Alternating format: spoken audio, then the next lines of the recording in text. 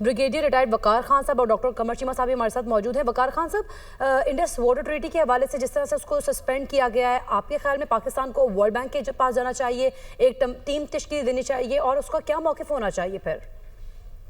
I think सबसे पहले तो जो स्टांस पाकिस्तान ने लिया वो बिल्कुल सही है कि this is an act of, और उसकी एक रीजन है। देखिए, वर्ल्ड बैंक के पास भी आप जाएंगे, I am sure, which is very important, लेकिन उसमें टाइम लगता है। वर्ल्ड बैंक अपनी डेट्स देगा तो भारत इसमें आई थिंक गेन करेगा, बिकॉज 36 प्रोजेक्ट्स ऑलरेडी जो वेस्टर्न रिवर्स है, 3 जो है संतास मायदे में डिवीजन होगी थी, 3 उनके पास से लेके 3 हमारे पास, रन ऑफ द रिवर वो यूज कर सकते हैं वाटर। उसमें एक तो जो कंट्रोल है जो स्पेशली झेलम के ऊपर और चनाब के ऊपर है, उसमें दे कैन स्टार्ट रेगुलेटिंग, और जो आपका पीक सीजन होगा जब रिक्वायरमेंट होती है खरीद की, उसमें चोक कर सकता है। तो actually start impacting you very soon, अगस्त सितंबर में आपको ये नजर आएगा। दूसरा जो है वो इंडस के ऊपर भी कार्रवाई करना चाहते हैं। अच्छा, अगर वो एब्रोगेट कर रहा है स्पेंड प्लेस का मतलब then we are back to 1948 या 1960, तो इसका मतलब भारत का भी राइट जो हमने एग्री किया था वो खत्म हो गया। तो इट मीन कि जितने डैम्स और स्ट्रक्चर्स हैं, चाहे वो रावी पे हैं, चाहे वो सतलुज पे है, चाहे वो चनाब, झेलम या इंडस पे है, जो भारत के एग्जिस्टिंग है और जो let's say according to treaty है, वो then they become legitimate targets in war. ये पहले नहीं हुआ। दोनों वॉर्स में हाइड्रो इलेक्ट्रिक स्ट्रक्चर्स को नहीं अफेक्ट किया गया, और भारत के बहुत ज्यादा है।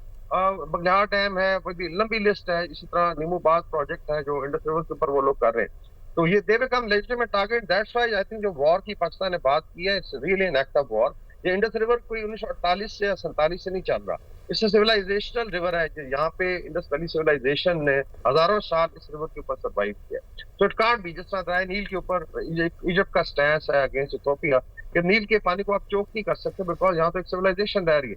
तो ये मेरे ख्याल में बड़ा भोंडा सा एक टैक्टिक्स है उनके दिल में जरूर है। इस पे थोड़ा ये मैं बता दूं कि बहुत रिसर्च की है भारत ने। There are 70 PhD on abrogation of Indus water treaty.